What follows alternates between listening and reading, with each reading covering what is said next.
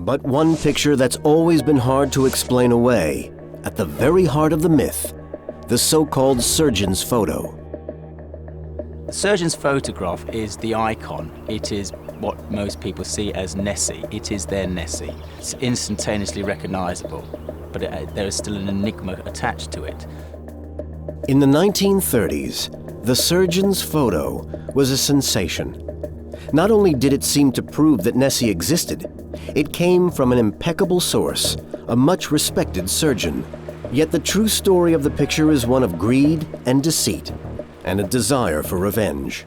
In 1933, the seeds of deceit were sown when an English newspaper hired self-styled big game hunter Marmaduke Wetherell to hunt down the Loch Ness monster.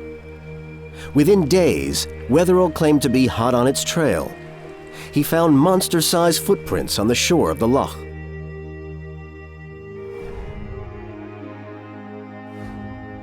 The Daily Mail newspaper announced his triumph to the world, and late in 1933, casts of the footprints were sent to London's Natural History Museum for examination. Just a week later, however, the museum produced a damning verdict. They could find no difference between the monster footprints and those made by a hippopotamus. Wetherell had tried to fool the world by creating footprints with a silver hippo foot ashtray, a souvenir from his hunting days.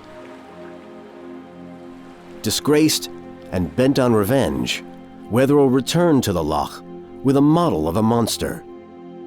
Made from a toy submarine with a plastic dinosaur's head and neck, it was the handiwork of his stepson, Christian Sperling.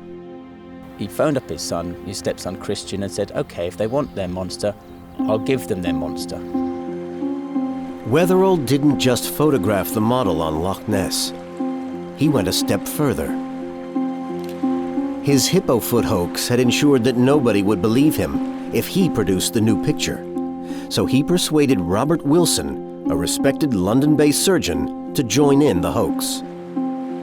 Wilson, who loved practical jokes, agreed to pretend to the press that he had taken the picture. The hoax was a runaway success, and the surgeon's photo was accepted as proof that Nessie existed.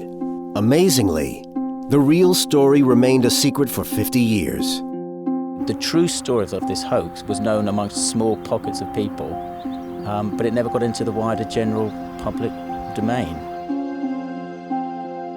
But how did a 2-foot-high model fool the world? Martin demonstrates by placing a similarly sized model in the loch.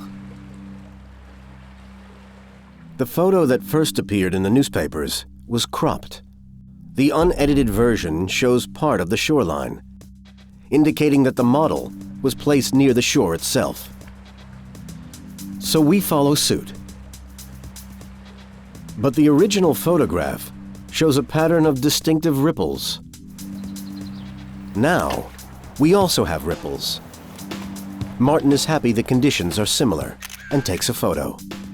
And with a bit of computer trickery, we can add grain and black and white.